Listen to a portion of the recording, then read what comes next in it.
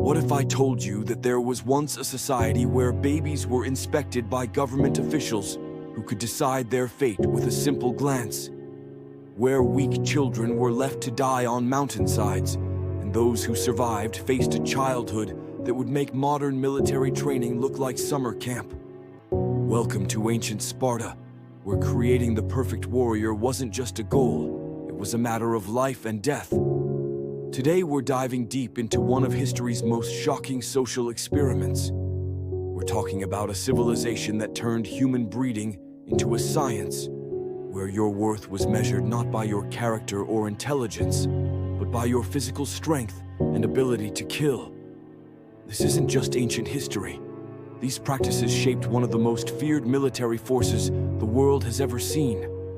The same warriors who held off massive Persian armies at places like Thermopylae. But the cost, well, that's what we're here to explore.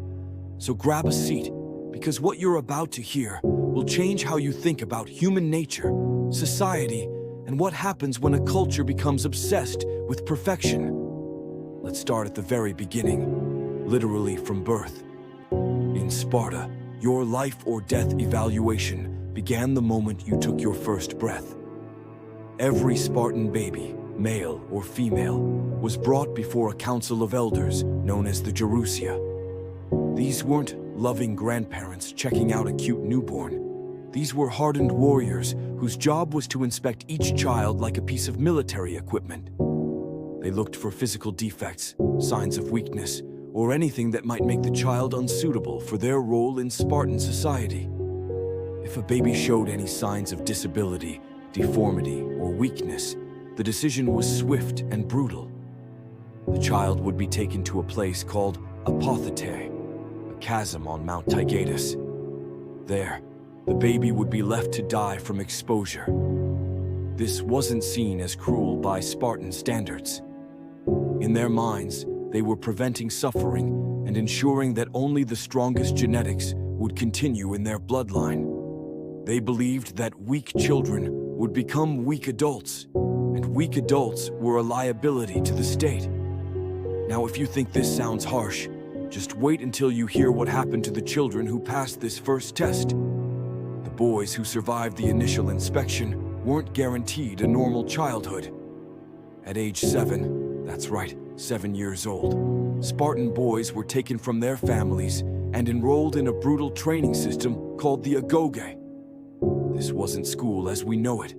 The agoge was designed to strip away everything soft, comfortable, or nurturing from a child's life.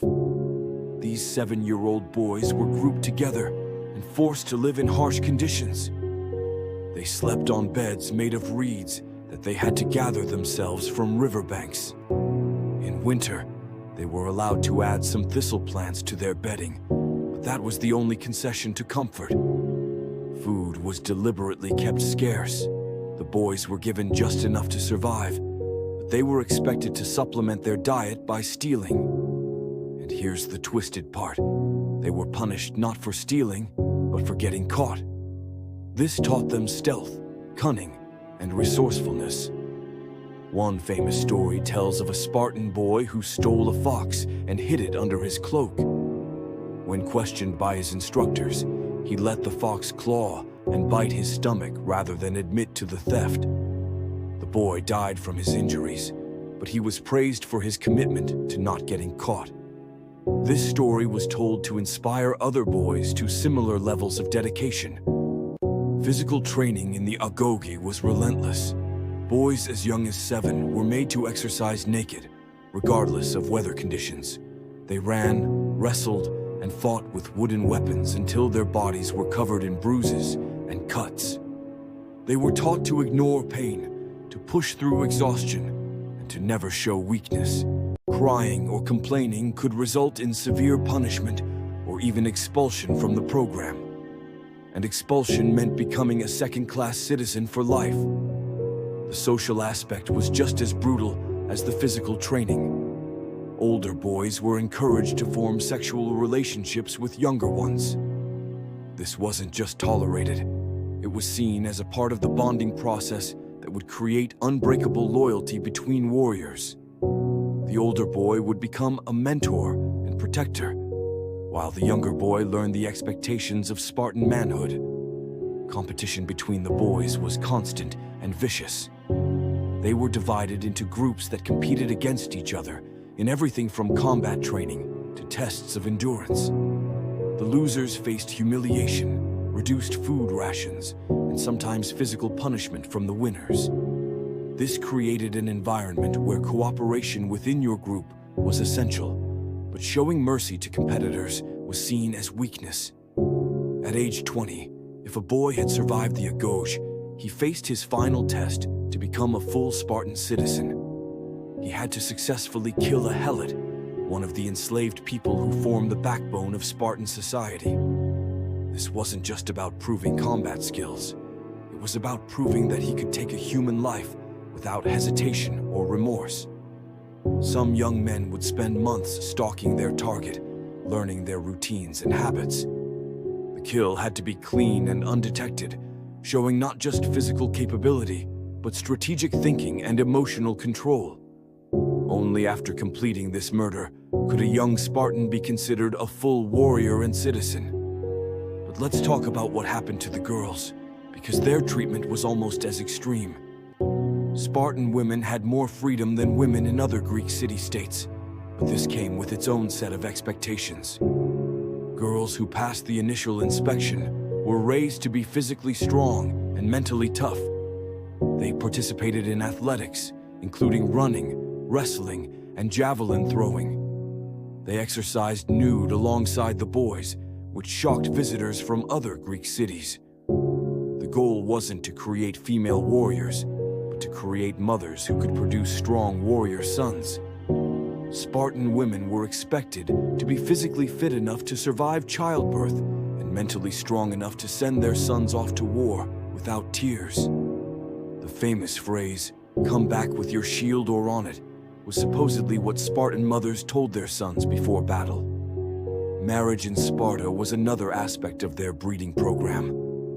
Young women were matched with older, proven warriors based on their physical attributes and family bloodlines. The wedding ceremonies were bizarre by modern standards. The bride would have her head shaved and be dressed in men's clothing. She would then wait alone in a dark room for her new husband to visit her secretly. This practice continued even after marriage. Husbands and wives didn't live together for years after their wedding. The man continued to live in military barracks, only visiting his wife under cover of darkness. This arrangement was designed to keep the focus on military duties while ensuring that sexual encounters were brief and focused purely on reproduction. When children were born from these unions, the cycle would begin again with the inspection by the elders.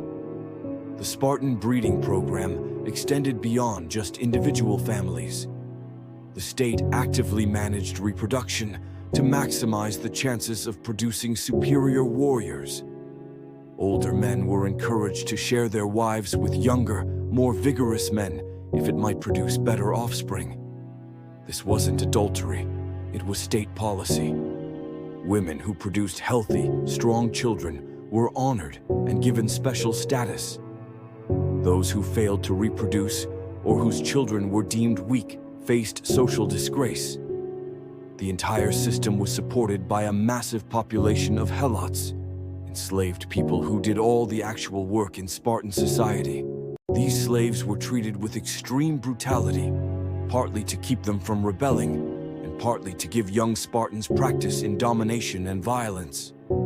Every year, Sparta would declare war on the helots. This wasn't a real war. It was a legal fiction that allowed Spartans to kill helots without religious consequences. Young warriors would hunt helots for sport, practicing their killing skills on living targets. The helots lived in constant terror, which was exactly what the Spartans wanted.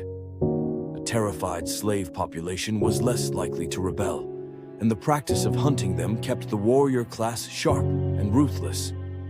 The psychological impact of this system on the Spartans themselves was profound. Children who survived the selection process and training had been conditioned from birth to value only strength, obedience, and military success.